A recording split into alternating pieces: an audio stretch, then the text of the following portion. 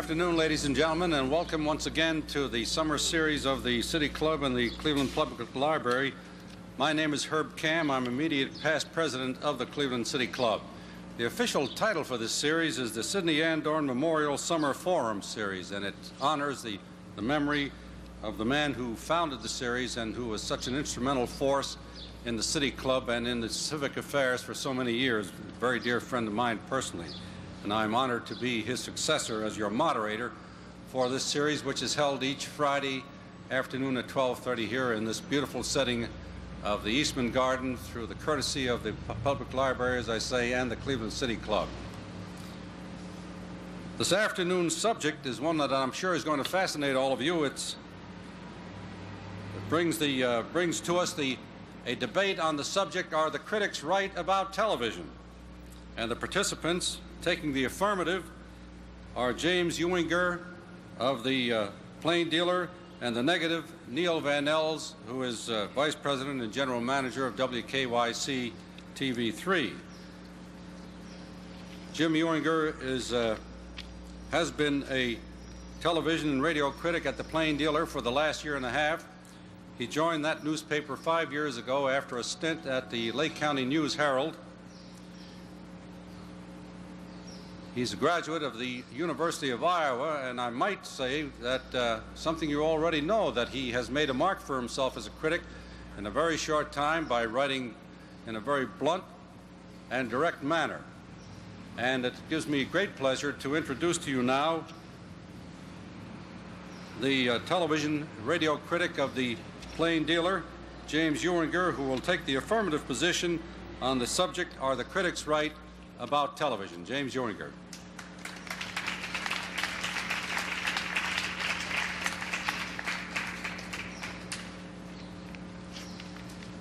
Thank you, Herb. You'll have to bear with me today. I'm not used to addressing the public at such close range. I work at a newspaper, and so I'm used to sitting behind an armor-plated typewriter, having been trained to put my words and ideas on paper. So I'm not particularly adept at making sure that my tie is straight or that I show the proper number of teeth when I smile. But let's talk a little bit about television. I want to illustrate my point here. This is a graphic device. My lunch was fine.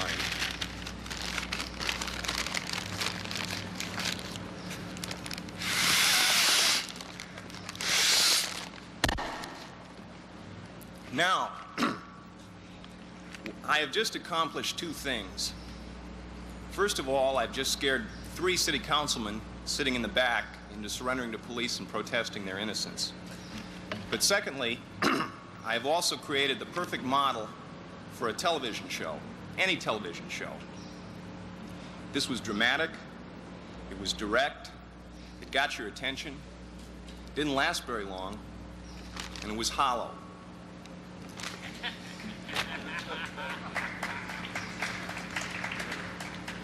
There's one important ingredient, I should say, of television that I've left out, and that's sex.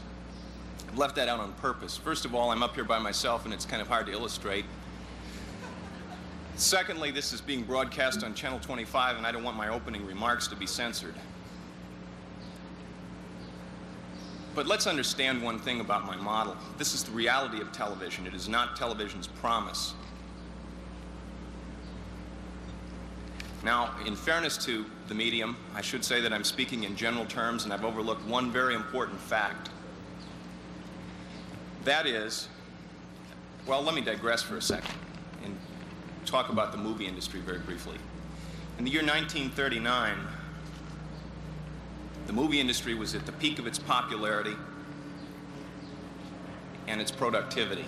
There were a lot more movie studios then, and each studio released an average of about 1 movie a week. Now, that's a lot of product. But on any given television station, that feat is duplicated 8 times over every day. So obviously the quality is not going to be there. They have to water the gin a little bit to fill up that much programming.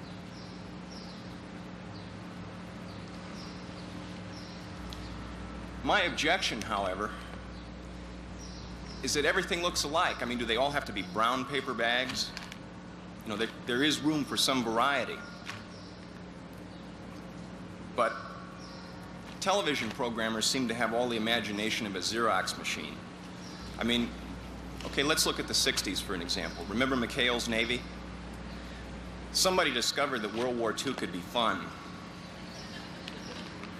And that was a successful show, so that begot McHale's Navy. Somebody discovered that World War II was serious business, so we had combat. And then we had the Gallant Men. We had Garrison's Guerrillas and the Rat Patrol and 12 O'Clock High.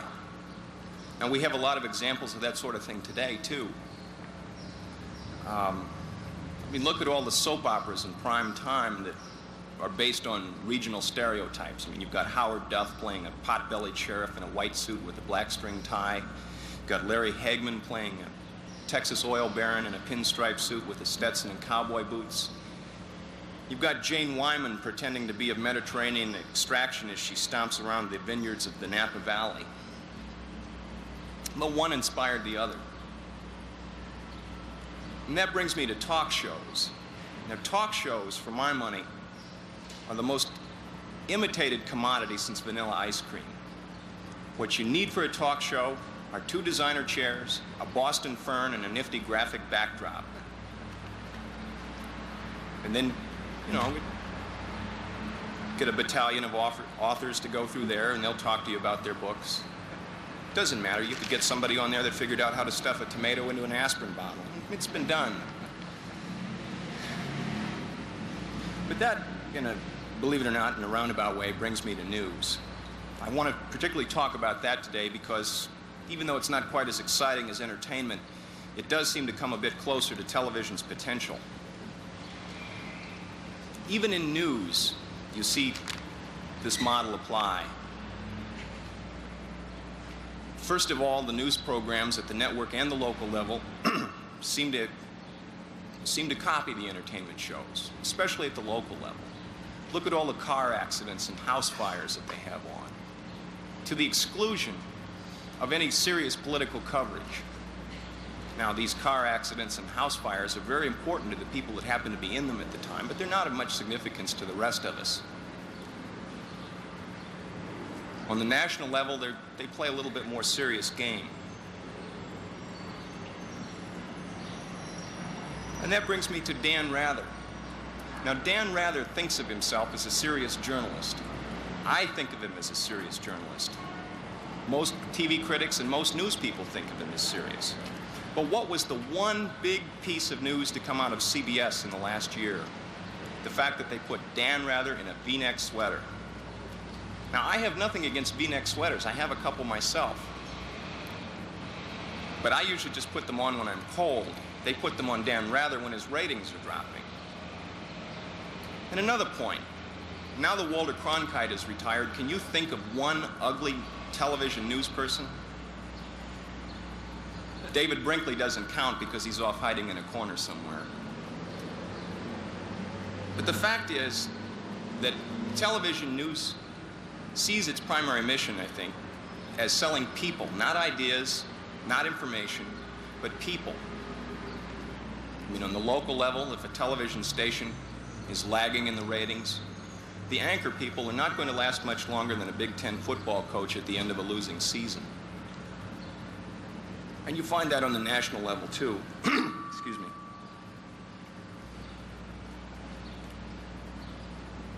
Basically, it comes down to the fact, though, that they're enamored of image over substance. Now, there's another important point that has to be addressed here, and that's the ratings. Because the ratings are essentially the spinal column of television. First of all, let's understand that the ratings do not measure quality. They measure popularity. Popularity is fine. I don't think there's anything wrong with the show being on because it's popular. The Dukes of Hazzard may make the Beverly Hillbillies look like high Elizabethan drama, but there's a place for that sort of thing. The only problem is that that type of show tends to inspire other shows like it. Another point. The ratings measure what's on, not what could be on. And if something's on and successful, as I said, that dictates that other things like it be on. The third point is that most people will watch anything on television. I mean, when I get bored, I do the same thing. But if a network puts a show on, puts just anything on, people are going to watch it. And if each of the networks put just anything on, more people are going to watch one show than the other two, and that show is going to be around for a while. So it comes down to the fact that the television networks are going to give us what they have trained us to accept, not what we really want. Now, there's one other point that I want to deal with here today, and that is the topic. The topic is, are the TV critics right about television? Well, I want to know why you're asking me, because I'm certainly not going to get up here and tell you that I lie. But secondly, I'd like some definition of that. I'd like to know which TV critics you're talking about. Because in the most narrow definition, there are some that take the Panglossian view that this is what is, and therefore we're living in the best of all possible worlds. There are others, such as myself, who believe that what we have is an industry that is derelict in its duty. It has not fulfilled its promise. And it doesn't mean that it has to fill the airwaves up with the McNeil-Lear report. So, when you're talking about TV critics, we're much like the Democratic Party in Cuyahoga County. The Democrats around here could run a two-party system without any help from the GOP.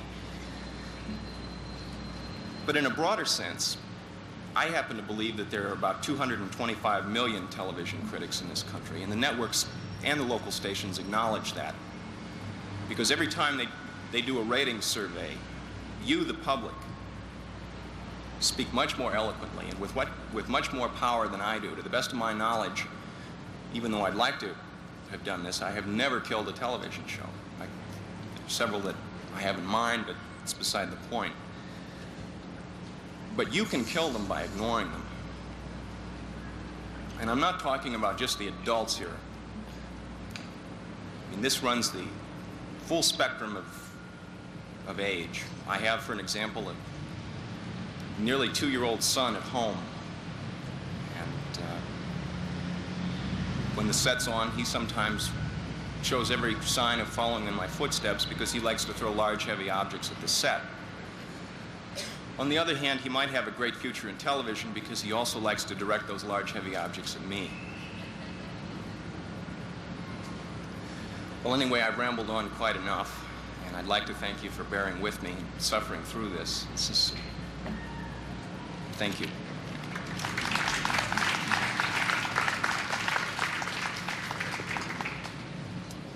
Thank you, Jim. Ladies and gentlemen, I should have explained, and I will do so before I'm introducing Neal Van Ellis, that the format for these debates is that we present the two sides in 12-minute presentations, followed by a question and answer period, and then they sum up with their arguments in a 3-minute summary at the end.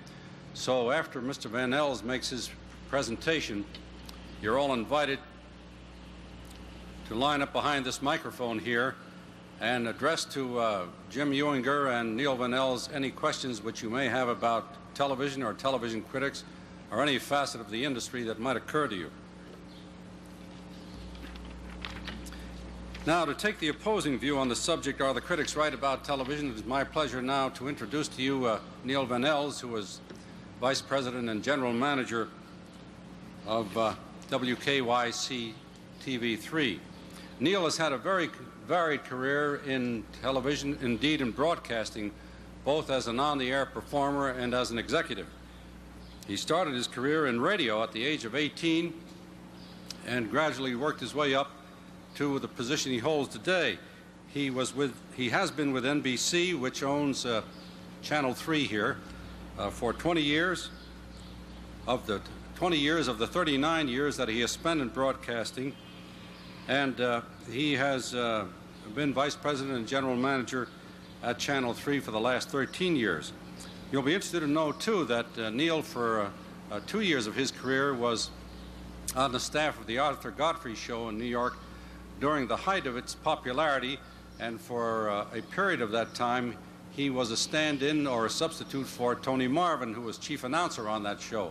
Some of you here in this audience may be old enough to remember what we look back on as the, perhaps the glory days of television. Well, without any further ado, I now take great pleasure in introducing to you Neal Van Ellis, Vice President and General Manager of Channel 3 here in Cleveland. Neal.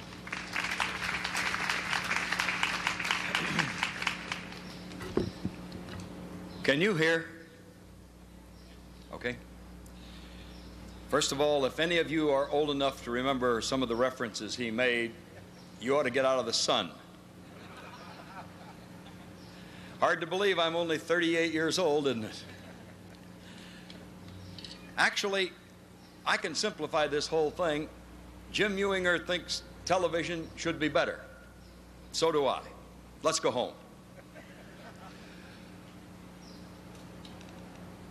Television is easy to throw rocks at and beat with a stick and do all sorts of things because it's been a part of your life, particularly if you're under 50, since the day you were born. You have watched the whole world unfold before you on television. You've seen a man go to the moon. If you watch this program on tape, you'll get to hear all the buses go by and go by and go by. We shouldn't really debate this subject that we're on. We should debate what to do with the buses during this hour that we're supposed to be talking out here. Actually, if anybody ever felt for one instant that you could be on the air over 20 hours a day, 7 days a week, 365 days a year, and have every one of those hours good, you're deluded. Nobody ever promised you that. Nobody ever promised you that you could sit like a robot for 7, 8 hours a day and watch television and be stimulated. You can't. But if anybody leads you to believe that there isn't something worthwhile to watch on somebody's air every day, you've been misinformed. Generally, when you hear all of the conversation about television, they're referring mainly to the 3 commercial networks. But since those days of when there were basically just the 3 commercial networks, you now have the public broadcasting system, which will be taping this presentation. You also have independents. And in Cleveland, we have several, and one more at least to come. You're going to have a diversification, the likes of which you never dreamed of. And it's not around the corner, it's here right now. You have cable. You have subscription TV, which is a form of pay TV. There's straight out pay TV. There's going to be a channel to do everything that you ever thought about. If you want to never leave your home again, you won't have to, because you'll have a communication center at home that allows you to shop, bank, read the paper, do everything you ever dreamed of doing and never leave the house. That'll probably make the greatest physical change in us since we all came out of the sea. But then we won't be around to see the change. Let's talk about television and how bad it is and compare it to some other things. Who says television is really bad? Well, it's always a critic for a newspaper. Have you noticed that a newspaper folded in this city several weeks ago? And the one that remains hired nobody from that paper, but they added 2 pages of comics? I just mentioned that in passing. That's apropos of really nothing. When you talk about copying programming on the air, there are 7 original plots in the world. There were in Shakespeare's time, there were in Cicero's time, and there are in our time. So go sit down and try to come up with a new one. Try it. Let me know when you need medical attention. For every network show that's dreamed up and even gets as far as to tape a rough pilot, only 1 of 9 ever actually make it to the air. Of the pilots that are actually done, the ratio of it having get on the air is 50 to 1. And the failure rate for syndicated product, that's product that you can see that shows that you find in half-hour or hour form. The Merv Griffin show, for example, is a syndicated show. The failure ratio there is 100 to 1. Every one that starts, 99 fail. You say, well, that's pretty terrible. But look at the ones that do make it because of the sheer number of hours that were on the air week in and week out. Let's compare that with what happened on the Broadway stage this past year. The Broadway theater, they can spend a limitless amount of time getting the product ready for production. Write, rewrite, polish, rewrite. Then they write it and cast it and take it on the road for tryout, where they do additional rewriting, change the characters, change the direction of the play, and after weeks of tryout, they finally bring it to Broadway, where by now, theoretically, all the bugs are out, and you're going to get to see a hit. Last year, on Broadway, there were 48 new productions. 4 of those new productions made money. 4. Nicholas Nickleby, Crimes of the Heart, Dream Girl, and 9. 37 of those 48 shows closed 2 days after opening on Broadway. And here is a situation where you've got years to get your product ready. In television, there's always next week. What do you do next week? Meanwhile, we do bring you a lot of pap, and I'd be a fool if I stood up here and told you we didn't. And a lot of what, though, is one person's meat is another person's poison. You know, we talked about the generation gap back in the 60s. That's the first time we ever really became aware that young people in this country were going one way while the older people were going another.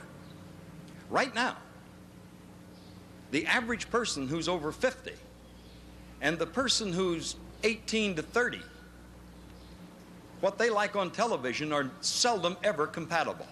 Seldom ever compatible. So, as long as we are a mass medium, we have to try to please a majority audience. When you're trying to please a majority audience, you must always remember what H.L. Mencken said. Nobody ever went broke underestimating the intelligence of the American public. If you liked high-class programs and you watched them, you'd get high-class programs. What you watch is a reflection of our culture. I'm not saying that's terrific, but that's you. That's me. We get what we watch. Along with all the pap, do we get totally bad programs? How about 60 Minutes? Taxi, MASH, Barney Miller, Hill Street Blues, Fame, Masterpiece Theater. Those just happen to be some of the shows I watch. I don't think those are all bad, those shows. I think they're, as a matter of fact, quite good.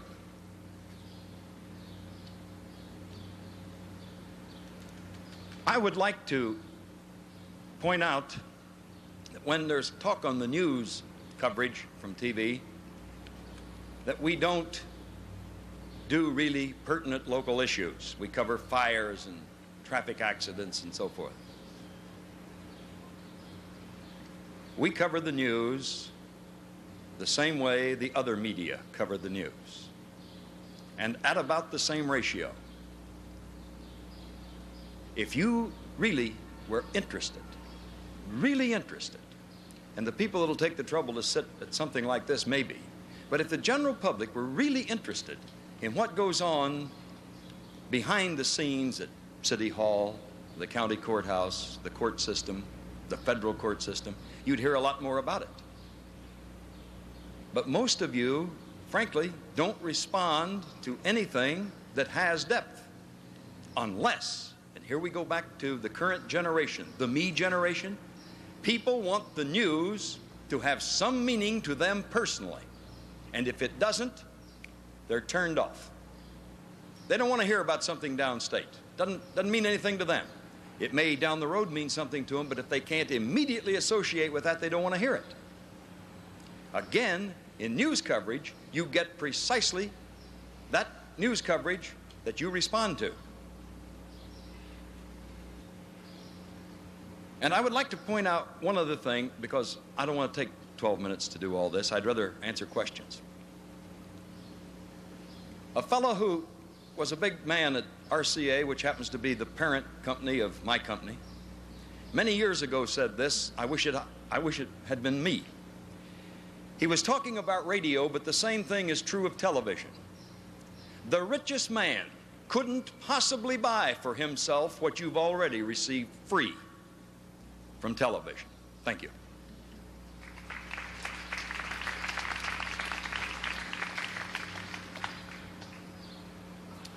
Thank you, Neal. Ladies and gentlemen, before we go into our question and answer session, let me just remind you that this program is being carried live over WCLV FM, as all of the City Club debates are, and a tape of the entire program is available at 5 p.m. tomorrow on Channel 25, WVIZ. Next week, here in the Eastman Garden, the debate will be on the subject, should prayer be permitted in the public schools? And the participants arguing for will be the Reverend Roy Thompson, pastor of the Cleveland Baptist Church, and taking the opposing view will be Stanley Tolliver, a lawyer and member of the Cleveland Board of Education. So we invite you to be with us again next Friday at the same time here in the Eastman Garden to hear the debate, should prayer be permitted in the public schools? Let me also point out that this series of debates during the lunch hour will continue through July and through the month of August under the sponsorship of the Public Library and the Cleveland City Club. And we extend a cordial invitation to all of you to be with us on each of these debates, and we hope you'll tell your friends to join you. This is an extremely pleasant way to spend your lunch hour, of course. Food for thought and food for the stomach. Now we're ready for questions for the contestants today. Let me ask all of you to name the person to whom you're addressing your question. You may address the question to both if you'd like. Keep your questions as brief as you can. I'd like to address my question to both Mr. Ewinger and Mr. Van Ellis. Mr. Van Ellis made the statement that television can't be good all the time. I can't think of any other industry in this country that can survive with that attitude. Why can television? Because we're on the air too many hours a day. Absolutely too many hours a day. We could probably be good all the time if we were on the air maybe 4 hours a day. That's all. We can't do it any better than that. Neither have the movies been good all the time. Jim mentioned 1939. 1939 was so far and above the normal production year for Hollywood that it stands out all by itself. And in that year, you had some of the worst dogs ever produced. Nobody turns out winners all the time. It's the very nature of what is the entertainment business. And basically, in spite of the fact that we're considered to be informational, primarily we're entertainment. And when you turn out entertainment shows over and over and over, if you turn out that many, a number will be dogs. It's impossible not to do it that way. If it's an informational medium, I'm sure you would agree with me that you wouldn't hire someone. Excuse me, I believe the question was directed to both Mr. Van Ellis and Mr. Ewinger, and I want to give Jim Ewinger a chance to address himself to that last question. In spite of the time commitment, excuse me, in spite of the time commitment, I believe that television is not as adventurous as it could be. Hill Street Blues is a case in point. I happen to think that it's a fine show in the context of television. But in the context of the movie industry, I think it borders on trite. Let's consider also Neil Simon and Norman Lear. For my money, they do roughly the same thing. But the difference is that when you put a Neil Simon play on Broadway or on the movie screen, it's flat. It's an excuse for a lot of one-liners. When you put that on television, it's exciting because television is not prone to test its limits. It's downright squeamish, and it is not willing to innovate. Larry Gelbart, who was one of the producers behind MASH, pointed out that in the early 70s, there was a spate of innovation, again in the context of television, that included the Mary Tyler Moore Show and MASH and Bob Newhart and a number of other shows, most of which have long since passed away. And he said that he had hoped that, I also want to include All in the Family. He said that he hoped that that was the beginning of a trend, but it wasn't. Because not too long after that, in the late 70s, we started getting shows like Dallas and the Dukes of Hazzard. Now, I find the excuse that they have so many hours to fill up every day to be a hollow one when it comes to that type of programming. The question was directed to Mr. Van Ellis, and Mr. Ewinger can comment if he wishes. You mentioned that television was an informational medium, and I'm sure you would agree with me that a news station wouldn't hire someone who didn't know about sports to report on it, nor would they hire someone who didn't know about weather to report it or know about the city to report news in it. However, why would a station, if it strives to be an informational medium, hire someone who knows nothing about restaurants or motion pictures to review them in a very catty, unsophisticated way such as your station and another one in town does? It's a very good question. It's your subjective opinion that the fellow doesn't know anything about restaurants. I mean, anybody who eats knows about restaurants. Anybody who knows that he can be entertained thinks he knows what entertains him. And you've hired a person, as I've heard, and I'm stealing a line from Ewinger. He was hired to give his opinion. That's all. And his opinion can be disregarded. You don't have to pay attention to it. We have to come back to the microphone because they're broadcasting this, and not as by magic, but by wire. What is the criteria for someone's opinion being responsible then, for a television station, as opposed to a newspaper? Well, I don't think that there's really any more responsibility at a television station than a newspaper in that area. That's not an area that's earth-shaking. Not earth-shaking at all. Now, you wouldn't put a guy on that talked about prefrontal lobotomies who wasn't a brain surgeon. I grant you that, but that's a lot different than whether one man likes a restaurant or doesn't like a restaurant. I don't think that's earth-shaking. That's my opinion.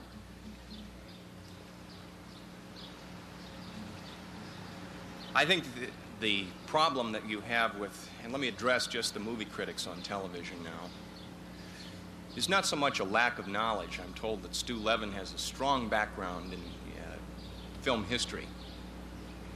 But what he basically does is pander to the audience. You know, the man is just this side of a Warner Brothers cartoon. You know, he will conduct conversations with the films. He will not give you any incisive commentary on the particular movies that he's reviewing. Moss Man on Channel 3 is a little bit better because he doesn't burlesque it up quite so much. But I happen to have profound problems with that. These people need not know how to make movies. They need not know how to run restaurants, but they ought to be able to tell me something that I hadn't considered or something that I didn't already know. But it comes right back to the very venal reason that is behind most everything that television does, and that is simply that it sells. Mr. Van Ellis, you said that the primary purpose of television is to entertain. A lot of us feel that the primary purpose is to sell merchandise. Case in point, the teachers' retirement system of Ohio just about every month warns their people about questionable insurance commercials that use well-known personalities like Roger Staubach, Arthur Godfrey, even Senator Sam Ervin. And my question is, why do the commercial television stations accept such commercials from such fly-by-night outfits? Did you all hear the question?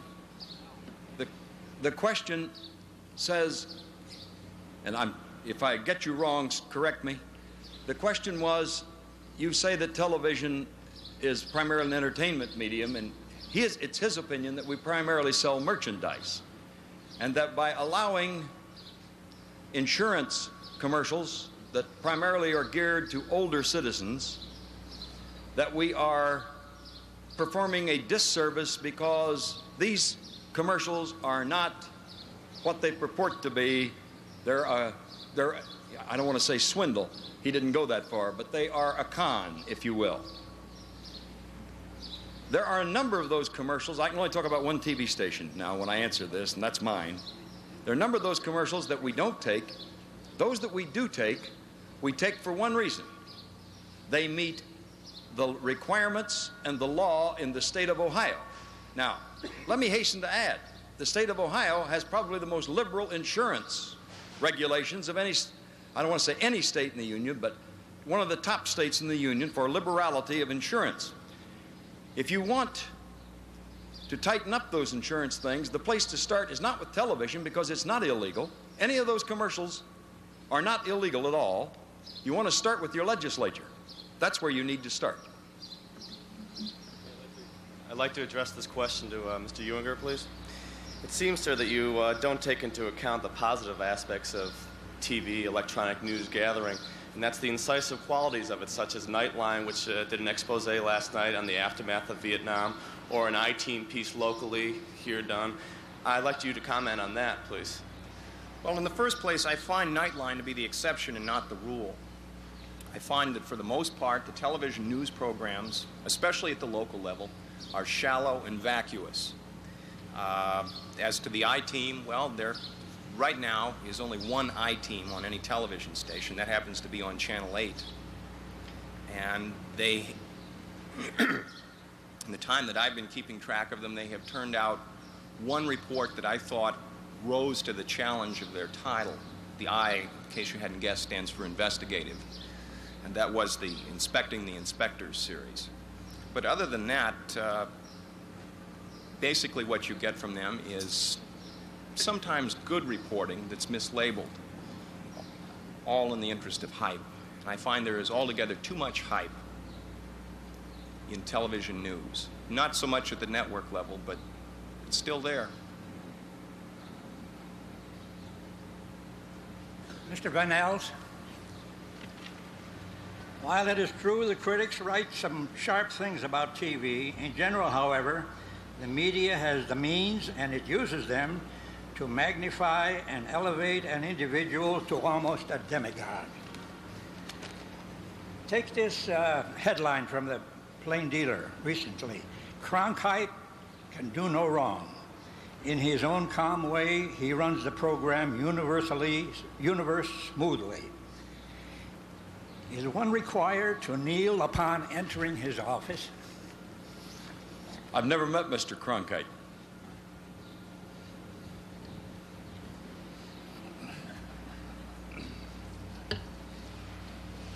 This question is addressed to both of our speakers. What possibility is there of improving or increasing the entertainment quotient in such a program as the All-Star Game, where there was so much emphasis on a number of advertisers spending so much time at every opportunity, and also the inane comments of Howard Cosell and several of the others? Is there any chance that the listener who just really wants to get more of the actual content of the ball game and less of all of those incidental things has a chance? I think so, and very soon. I think you're going, see, this is the phase that we call commercial television. You will look back on it a few years from now and call it free television. That era is starting to come to a halt, and it'll come to a halt first in the area of sports. And there will be an interim period. You'll love the interim period. The interim period will be where you pay to see the All-Star game on television, and there won't be any commercials. And then when enough of you have done that, have already paid and signed up and been wired, then you will still pay and you will still get commercials. Do you pay for the newspaper? 70% of which is commercials? Jim? I have nothing to add to that. Go ahead. This is to Mr. Van Ellis. Okay, my question is, well, the reason I read Mr. Ewinger's articles is because I feel his criticism of the local news is very good. And the reason it's good is because in this game to try to get people to watch your local news, everyone seems to be trying to outdo each other with investigative reporting, special features, and it's typical in all three stations. And I guess what my question to you would be, I think critics are necessary, maybe not for all of television, but you know, when you're watching a local news show, you don't have the option of like saying, well, I'm not going to watch it anymore, like a sitcom. The news is on. If you want to watch the news, it's going to always be there. The quality of the news, I think you need a critic to come up and say, hey, that report stunk, or sending Dorothy full-time to Northern Ireland is crazy because the lady's 87 years old. And I mean, like, I think the fact that, you know, her reports weren't worthy of sending her there, and it's a publicity thing to get you to watch their show, and I think that's so ridiculous. And I think a lot of Mr. Ewing's articles are aimed towards attacking that, and I think we need something like that in Cleveland. I don't believe today or any other time I have ever said there shouldn't be critics. I'm not opposed to critics. I think Jim Ewinger invariably tries to be fair. I don't always agree with his conclusion, but he doesn't expect me to. I have no problem with critics. Nobody made us smart in the television business. We need to be pulled up short. I got no problem with critics at all. The only problem I have is I think too many critics think we should become utopia. And I think at that point, like today, I should then sit here with you and say that's impossible. I'd just like to preface my comments by saying that I generally agree with Ewinger's columns. But I wanted to ask you, Mr. Van Ellis, you said, and I sort of resent it, that we get the TV that we want. And I don't agree with that. And I would like to know what, if anything, you do that the networks do, aside from looking at the ratings, to determine what it is that we want. Basically, they look at the ratings. Basically, they look at the ratings to determine what you're watching. And keep in mind, until television has been totally fragmented, and that's starting to happen, but until it does totally happen, we're still a mass medium, and we're still trying to appeal to the largest audience possible. So ratings are the clue that we use. Ratings really only tell you what we think of what you're giving us, not what we want. And I'd like to ask Mr. Ewinger if he can think of other ways that the network can learn what it is that we want.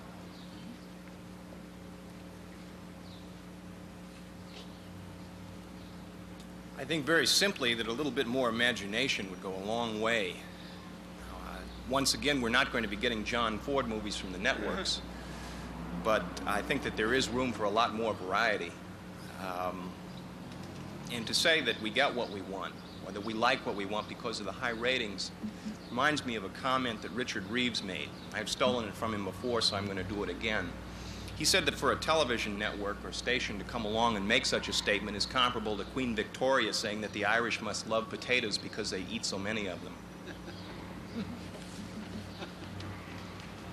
Question for both of our speakers. I'm wondering if you could explain the historical development by which we now live at a time when regularly the daily newspapers, the news magazines, and other periodicals are critics for radio and television, but I do not know that there are many radio or television critics that regularly give us a new and fresh viewpoint on daily newspapers and their content?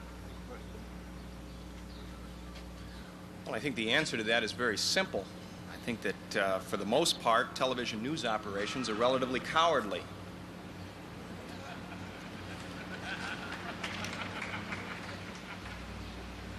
No, the answer to that is even simpler. We don't take ourselves that seriously.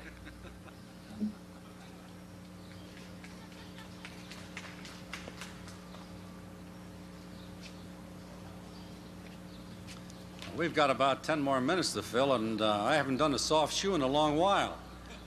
And I don't think you'd like it much anyway. But I have done a few interviews in my time, and I'm going to take advantage of this lull, unless there's someone in the audience, to pose a question or two of my own in order to flesh out the 1 hour we have for this program. I'd like to ask both gentlemen, what should television's responsibility be in the realm of news? And do they feel that there will be and or should be an extension of news from its present 1/2 hour network allotment to a 1 hour program each evening? Neal, why don't you take it first? Well, it's a two-part question, and so let me take the first half. What should be our responsibility to news? Our responsibility is to let you know what's happening in your community, your country, and your world. Now, to do that with television alone, if that's your only source for news, you are woefully uninformed. There's a misunderstood belief that we fight newspapers. I am a voracious newspaper reader. I miss the Cleveland Press. I always read both newspapers. You have to read papers, periodicals, magazines, listen to radio, watch television, just to stay reasonably informed. You can't do it with one medium. But one medium has to at least throw it out there to let you hear that it did happen, and then you should find some way to follow up if that area means something to you. Granted, the TV station has got to pick on certain things and do its own follow-up in the way of news, and we try to, and we do that to the best of our ability. Now, the second part of the question is, do I think there should be an hour of network news? I think I conclusively proved in Cleveland, after trying it for several years, that the people of Cleveland won't watch an hour of local news. So that we've gone back to a half hour. The networks want to do, the news people at the networks want to do an hour. The local stations around the country don't want them to. So what have the networks done now? Well, they've let Ted Turner and CNN take them into all-night news, which I'm sure you're all staying up all night long to watch now. How many have ever seen the news after 2 o'clock in the morning? And she doesn't count, she's in the business, and he's sort of a student, so the answer is practically nobody. So the point is that I think, because I happen to be a news freak, Herb, I think there should be more news, but I don't think the general person sitting at home thinks that same way. Excuse me, Jim, I took too long. All right.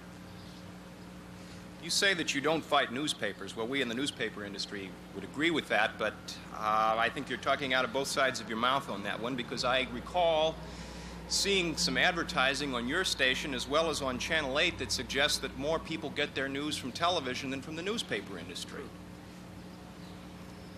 And I know that the people within your station, especially the people that sell the advertising, make that same claim, that the majority of the audience out there that wants news turns exclusively to television.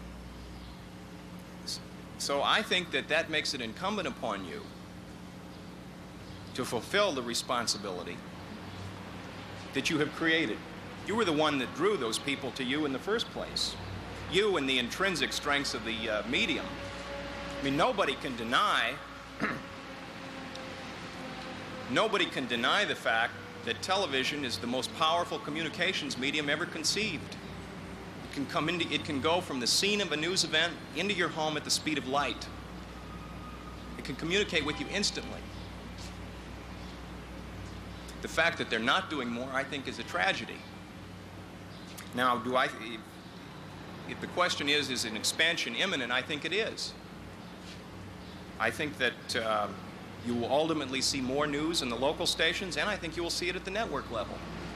Because just as CNN is broadcasting at 2 o'clock in the morning, well, so are several of the networks. And I should also add that of the other top 10 television markets, this is one of them. This is the only one that does not have hour news shows. So it's coming.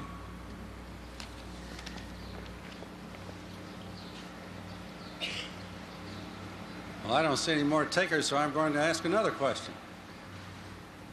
Both Bill Hickey at the Plain Dealer, Jim Ewinger's associate, and Bill Barrett, when he was writing for television criticism for the Cleveland Press, predicted that the next big breakthrough in nighttime television would be in the realm of sex, that we would have much more explicit sex than is the case today. I'd like to ask both Jim Ewinger and Neal Van Ellis, do they agree with this prediction, and what do they believe will be the general impact of this? Jim?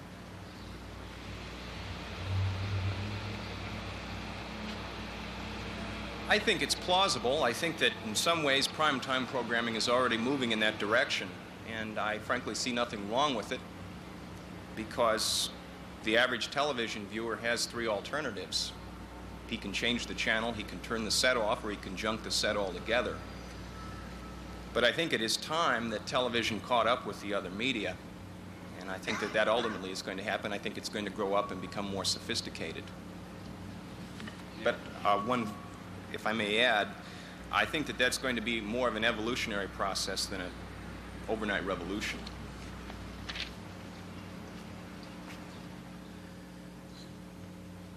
I keep hearing about more sex on television. Television is the most puritanical medium in existence.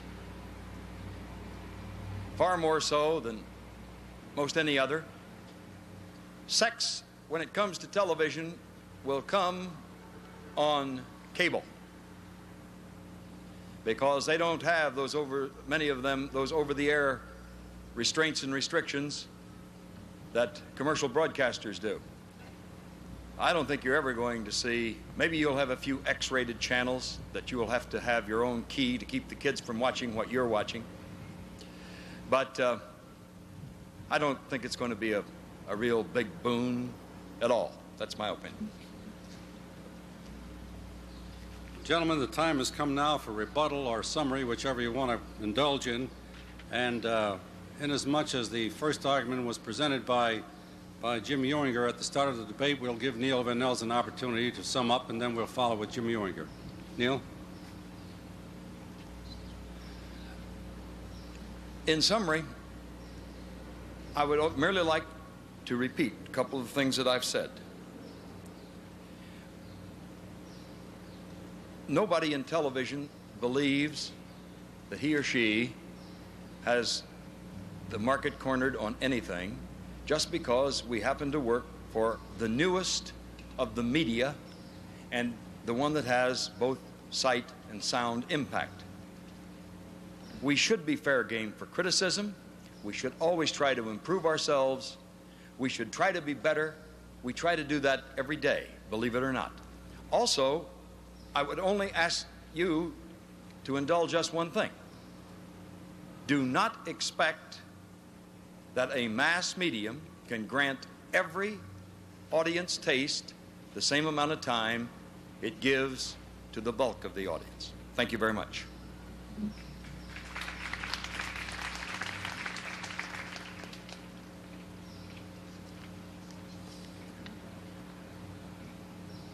First of all, I'd like to say that I refuse to entertain any comparison between newspapers and television. Because if television went it alone, I think the First Amendment would shrivel up from neglect. To capsulize my position on television in general, I'd like to say this. TV presumes that it may come into my house, and I pay for it. I pay for it every time I buy a product that advertises, or I pay for it directly as with cable and subscription television. So you and I both have a right to expect more and to make demands on it. Whether it can reach those goals is beside the point. We still have a right to demand. Thank you.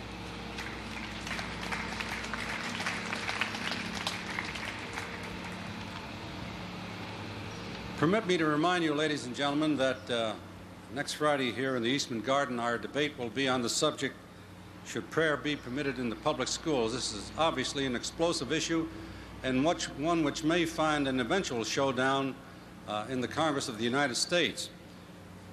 And I welcome you, I urge you rather, to be with us next Friday to hear the Reverend Roy Thompson, pastor of the Cleveland Baptist Church, take the affirmative position on this question, and to hear Stanley Tolliver, a newly elected member of the Cleveland Board of Education, take the opposing view.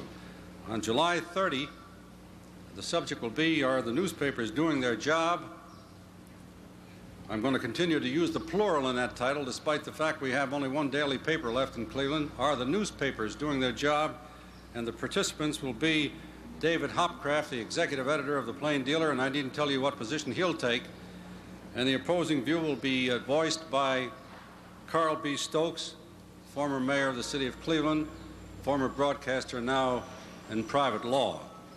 This concludes today's program. I hope you'll join me in giving a round of applause to Neal Van Ellis, the general manager of Channel 3, and Jim Ewinger of the Plain Dealer. Thank you very much. Today's forum is adjourned.